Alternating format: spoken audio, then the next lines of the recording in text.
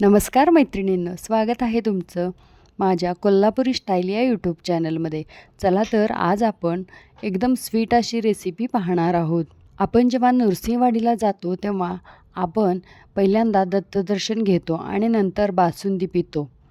नृसिंहवाडीतील बासुंदी ही अत्यंत फेमस असणारी अशी बासुंदी आहे आणि हीच बासुंदी आपण घरच्या घरी कशी बनवायची ते मी तुम्हाला सांगणार आहे. जेव्हा आपण नरसोबावाडीला जातो तेव्हा आपलं सगळ्यांचंच ठरलेलं असतं की पहिला श्री गुरुदेव दत्तांचं दर्शन घ्यायचं आणि नंतर बासुंदी प्यायची. सर्वांना हवीहवीशी वाटणारी एकदम सुमधुर, लच्छेदार आणि रबडी बासुंदी कशी करायची हे आज आपण पाहणार आहोत. कितीही पिली तरी पोट भरेल पण मन भरणार नाही अशी ही बासुंदी असते. ही बासुंदी करण्यासाठी मी या ठिकाणी पहिल्यांदा ज्या भांड्यामध्ये बासुंदी करणार आहे त्याच भांड्यामध्ये थोडंसं पाणी टाकून ते भांडं ओलं करून घेतलेलं आहे, जेणेकरून आपण कितीही वेळ बासुंदी गॅसवरती आटवली तर ती भांड्याच्या तळाशी अजिबात चिकटत नाही. म्हणूनच बासुंदी करताना सुरुवातीला भांड्याच्या तळाशी थोडंसं पाणी टाकून भांडं ओलं करून घ्यायचं आहे. बासुंदी करण्यासाठी मी या ठिकाणी 1 लिटर दूध घेतलेले आहे. दूध मध्यम गॅसवरती ठेवायचं आणि एकदा उकळे आल्यानंतर ते बारीक गॅसवर अर्धा ते पाऊण तास आटवून घ्यायचं आहे.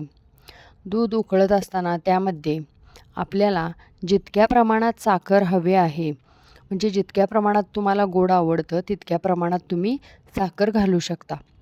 पण थोडीशी 2 चमचे साखर त्यामध्ये घालताना थोडी कमीच घालायची आहे, कारण पुढे एक्स्ट्रा 2 चमचे साखरेचे आपण कॅरमल बनवणार आहोत. साखर घातल्यानंतर दूध तसंच आटू द्यायचं आहे. दूध आटत आल्यानंतर 2 चमचे साखर घ्यायची. एखाद्या भांड्यामध्ये किंवा एखाद्या पॅनमध्ये तुम्ही घेऊ शकता आणि त्या साखरेचं कॅरमल तयार करायचं आहे आणि हे कॅरमल दुधामध्ये घालायचं आहे. यामुळे बासुंदीला टेस्ट त्याचबरोबर रंगसुद्धा सुरेख येतो. दूध आटत आल्यानंतर थोडंसं घट्ट व्हायला लागलं की त्यामध्ये स्वादानुसार थोडीशी वेलची पूड आणि जायफळ किसून घालायचं आहे. जायफळ आणि वेलचीमुळे छान फ्लेवर बासुंदीला येतो. आणि थोडीशी घट्ट झाली असं वाटल्यानंतर गॅस बंद करायचा आणि बासुंदी एका भांड्यामध्ये काढून ती फ्रीजला थंड होण्यासाठी ठेवायची आहे. जेव्हा आपण गॅस बंद करतो तेव्हा थोडीशी पातळ वाटत असली तरी फ्रीजला ठेवून थंड झाल्यानंतर बासुंदी अगदी घट्ट होते.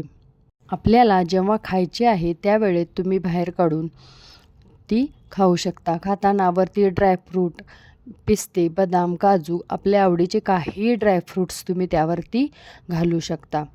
अशा प्रकारे आपली एकदम लच्छेदार आणि चवीला एकदम सुमधुर अशी बासुंदी तयार होते. अशा प्रकारची बासुंदी जर तुम्ही घरी बनवली तर नक्कीच तुम्हाला नरसोबावाडीला जाऊन आल्याचा आनंद होईल. अशा पद्धतीची बासुंदी तुम्ही नक्की करून बघा.